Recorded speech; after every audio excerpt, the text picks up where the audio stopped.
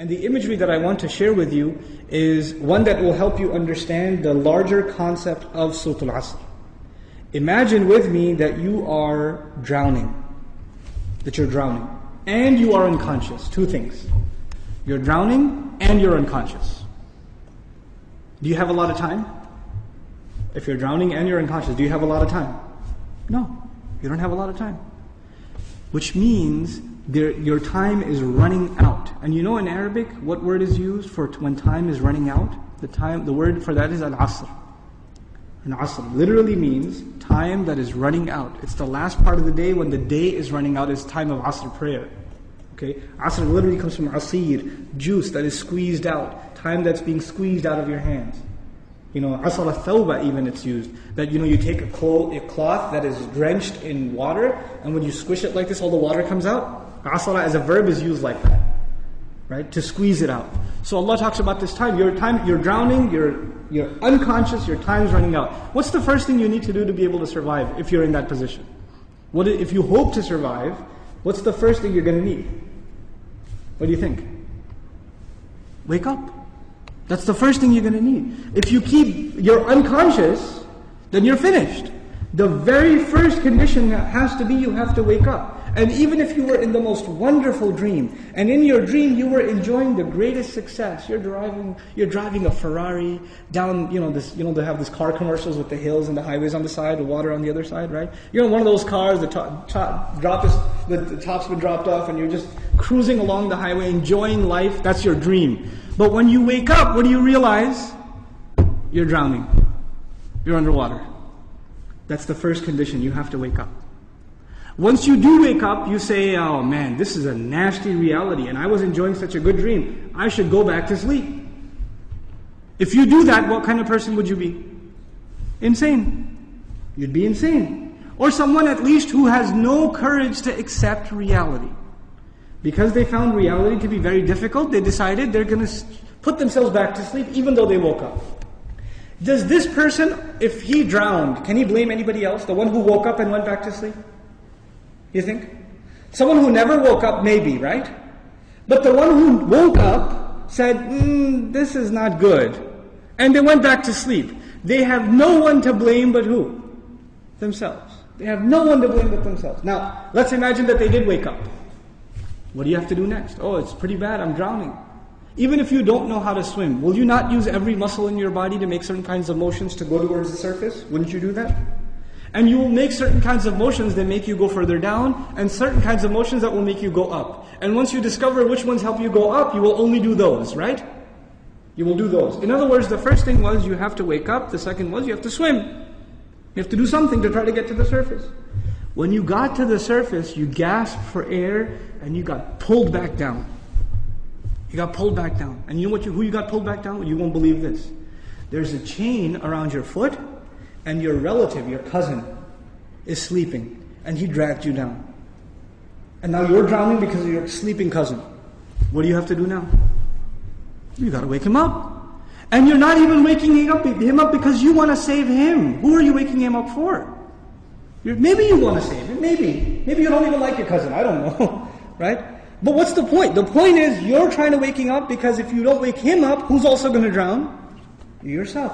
So you wake him up, and he says, man, I was driving a Ferrari, you woke me up for no reason, I'm going back to sleep. Forget you. Can you just say, okay, well, I didn't like you anyway, suit yourself? Can't do that.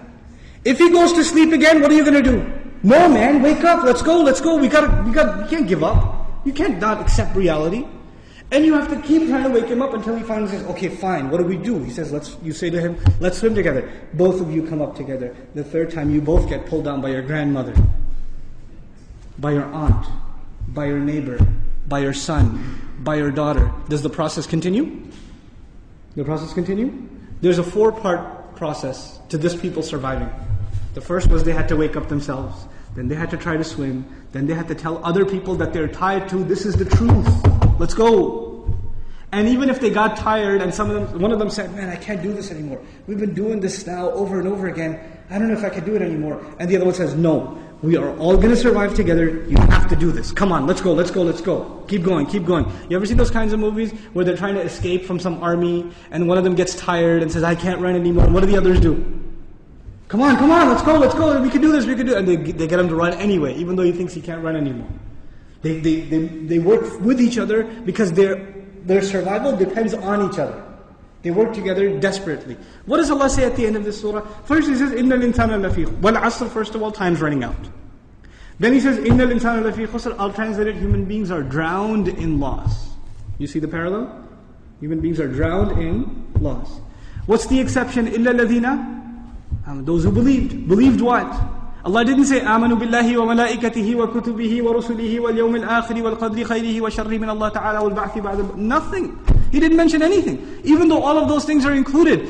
According to the siyaq of the surah, the context of the surah, what is the first thing these people have to believe? That they're in loss.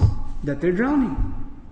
And if they do come to believe that, and they correct their iman, what's necessarily going to happen? They're going to swim and move upwards. How does Allah describe this action? وَعَمِلُوا الصَّالِحَاتِ. They do good things. They do things that help reconcile the situation. By the way, salih is an adjective here, salihat, jama' mu'annath salim, which literally means that which corrects something.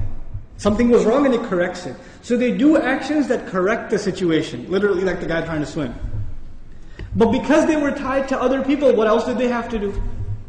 وَتَوَاصَوْا بِالْحَقِّ. They had to tell the other the truth. And it's not even أخبروا عن it. They told them about the truth. No. You have to wake him up and let's go, we have to go. No matter, and over again. Tawasi even has takrar in it. It has repetition. Over and over again they said, this is the truth, this is the truth, this is the truth. You know why? Because the people you're trying to save, even if you wake them up temporarily for 20 minutes, 30 minutes during a khutbah, guess what happens when the khutbah is done?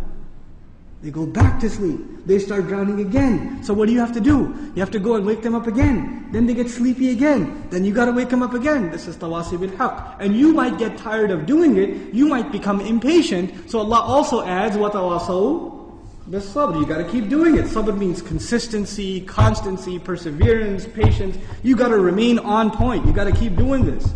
Because your survival depends on it. In the end, if you do all of these things but you have no patience, and you give up, you drown too. So even if you had iman, and you had good deeds, and you told people about the truth, but you didn't have sabr, you still drown. So how many conditions do you have to fulfill to survive? All four. All four conditions are required. They're critical and they're necessary. Which is why there's a wa in between them. You see the logical progression from iman to amilu salihat, to tawasaw bil haqq, to tawasaw bil sabr, beautifully articulated in this surah.